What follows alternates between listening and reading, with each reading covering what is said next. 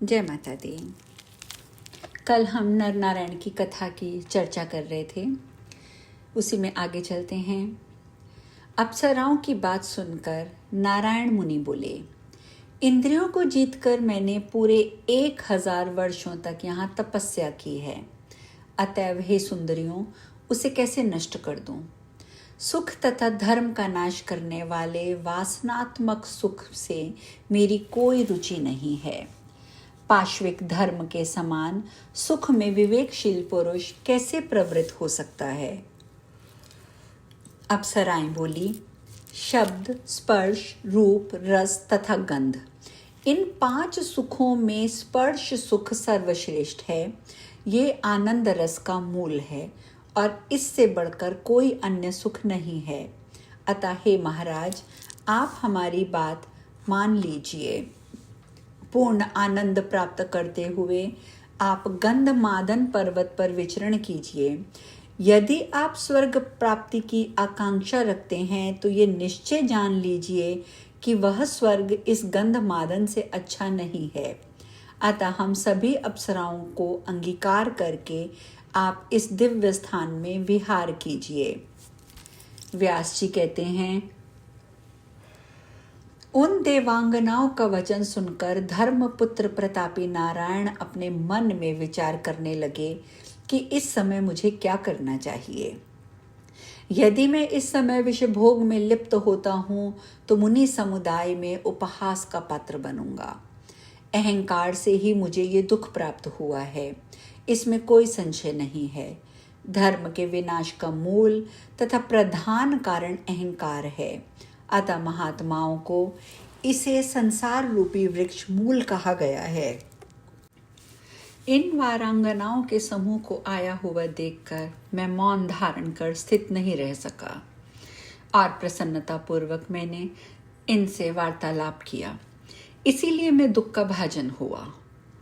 अपने धर्म का व्यय करके मैंने उन उर्वशी आदि स्त्रियों की व्यर्थ रचना की। वे कामार्थ अप्सराएं मेरी तपस्या में विघ्न डालने में प्रवृत्त हैं।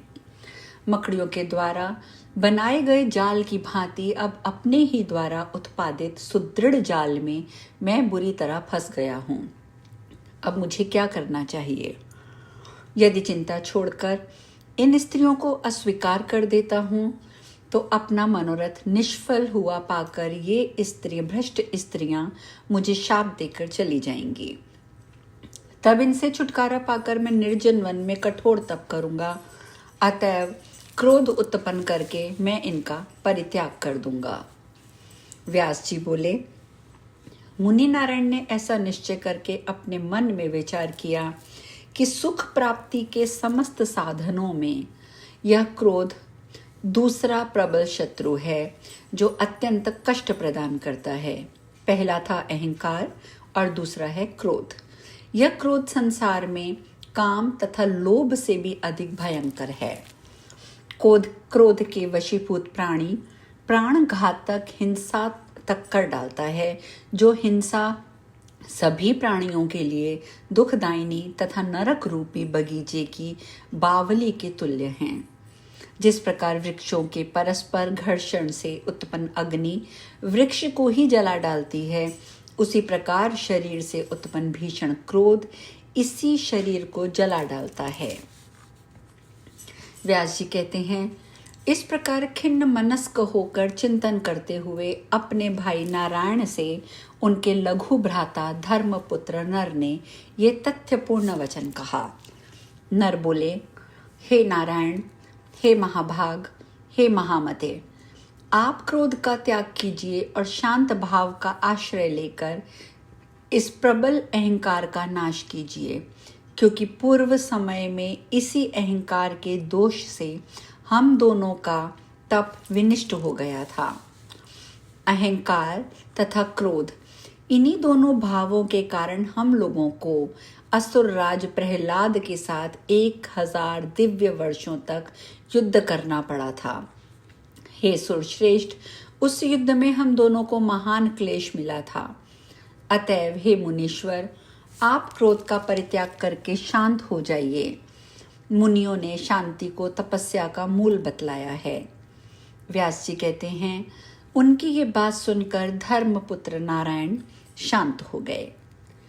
इतना सुनकर जन्मेजय ने फिर पूछा, हे मुनि श्रेष्ठ, मेरे मन में अब ये संदेह उत्पन्न हो गया है कि शांत स्वभाव वाले विष्णु भक्त महात्मा प्रहलाद ने पूर्व काल में ये युद्ध क्यों किया और ऋषि नर नारायण ने भी संग्राम क्यों किया। धर्मपुत्र नर और नारायण ये दोनों ही अत्यंत शांत स्वभाव वाले तपस्वी थे। ऐसी स्थिति में दैत्य पुत्र प्रहलाद तथा उन दोनों ऋषियों का संपर्क कैसे हुआ। प्रहलाद भी अत्यंत धर्मपरायण, ज्ञान संपन्न तथा विष्णु भक्त थे। तब महात्मा प्रहलाद ने उन ऋषियों के साथ युद्ध क्यों किया। तपस्वी नर नारायण भी प्रहलाद की भांति सात्विक भाव से संपन्न थे। उन दोनों ऋषियों तथा प्रहलाद में यदि परस्पर वैमनस्य उत्पन्न हो गया तो फिर उनकी तपस्या और धर्माचरण के पालन में केवल परिश्रम ही उनके हाथ लगा। इसी सतयुग में भी उनके जप तथा घोर तप कहाँ चले गए थे। वैसे वे महात्मा क्रोध और अहंकार से भरे अपने मन को वश में नहीं कर सके। अहंकार रूपी बीज के अंकुरित हुए बिना क्रोध और मात्सर्य उत्पन्न नहीं होता। यह निश्चित है कि काम क्रोध आदि अहंकार से उत्पन्न होते हैं। 1000 करोड़ वर्षों तक घोर तपस्या करने के पश्चात भी यदि अहंकार का अंकुरण हुआ तो फिर यह सब कुछ निरर्थक हो जाता है। जिस प्रकार सूर्योदय होने पर अंधकार नहीं ठहरता, उसी प्रकार अहंकार रूपी अंकुर के समक्ष पुण्य नहीं ठहर पाता। हे महाभाग, प्रहलाद ने भी भगवान नर नारायण के साथ संग्राम किया, जिसके कारण पृथ्वी पर उनके द्वारा अर्जित समस्त पुण्य व्यर्थ हो गया। शांत स्वभाव वाले नर नारायण भी अपनी कठिन तपस्या त्याग कर यदि युद्ध में तत्पर हुए तो फिर उनकी शांति वृत्ति और पुण्यशीलता का क्या महत्व रहा। हे मुने, जब सात्विक भावों से संपन्न इस प्रकार के वे दोनों महात्मा भी अहंकार पर विजय प्राप्त करने में असमर्थ रहे, तब मेरे जैसे व्यक्तियों के लिए अहंकार नष्ट करने की बात ही क्या है। इस त्रिलोकी में ऐसा कोई भी प्राणी नहीं है जो अहंकार से मुक्त हो। इसी तरह ऐसा कोई भी ना तो हुआ है ना होगा जो अहंकार से पूर्णता मुक्त हो। काष्ठ और लोहे की जंजीर में बंधा हुआ व्यक्ति बंधन मुक्त हो सकता है, किंतु अहंकार में बंधा व्यक्ति कभी नहीं छूट सकता। ये संपूर्ण चराचर जगत अहंकार से व्याप्त हैं। अहंकारी मनुष्य मलमूत्र से प्रदूषित इस संसार में चक्कर काटता रहता है, तो फिर इस मोहाच्छन्न संसार में ब्रह्म ज्ञान की कल्पना कहाँ रह गई। हे सुव्रत, मुझे तो मीमांसकों का कर्म सिद्धांत ही उचित प्रतीत होता है। हे मुने, जब महान से महान लोग भी काम क्रोध आदि से सदा ग्रस्त रहते हैं, तब हे मुनि श्रेष्ठ, इस कलयुग में मुझ जैसे लोगों की तो बात ही क्या। व्यास जी कहते हैं, हे भारत अर्थात हे जन्मेजय, कारण से कार्य भिन्न कैसे हो सकता है।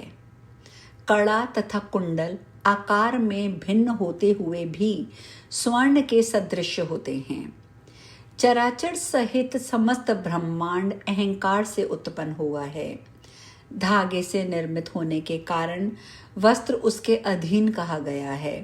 अतएव वस्त्र रूपी कार्य तंतु रूपी कारण से पृथक कैसे रह सकता है।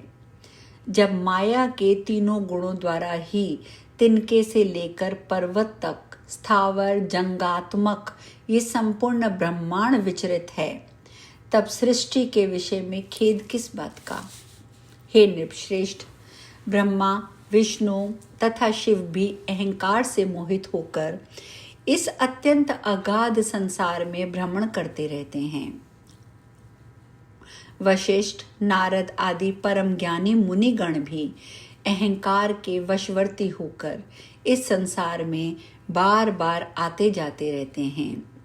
हे नृपश्रेष्ठ, तीनों लोकों में ऐसा कोई भी देहधारी नहीं है जो माया के इन गुणों से मुक्त होकर शांति धारण करता हुआ आत्म सुख का अनुभव कर सके। हे नृपश्रेष्ठ, अहंकार से उत्पन्न काम, क्रोध, लोभ, मोह किसी भी देहधारी प्राणी को नहीं छोड़ता। वेद शास्त्रों का अध्ययन, पुराणों का पर्यालोचन, तीर्थ भ्रमण, दान, ध्यान तथा देव पूजन करके भी विषयासक्त प्राणी चोरों की भांति सभी कर्म करता रहता है। काम, मोह, मद से युक्त होने के कारण प्राणी आरंभ में कुछ विचार भी नहीं करता है। हे कुरुनंदन, सतयुग, त्रेता, द्वापर में भी धर्म का विरोध किया गया था, तो आज कलयुग में उसकी बात ही क्या है। इसमें तो द्रोह, स्पर्धा, लोभ, क्रोध सर्वदा ही विद्यमान है। संसार ऐसे ही स्वभाव वाला है, इस विषय में संदेह नहीं करना चाहिए। संसार में मत्सरहीन साधु पुरुष विरले ही होते हैं। क्रोध तथा ईर्ष्या पर विजय प्राप्त कर लेने वाले तो दृष्टांत मात्र के लिए ही मिलते हैं। अब ये सुनकर राजा जनमेजय जी ने आगे क्या पूछा, ये चर्चा कल। जय माता दी।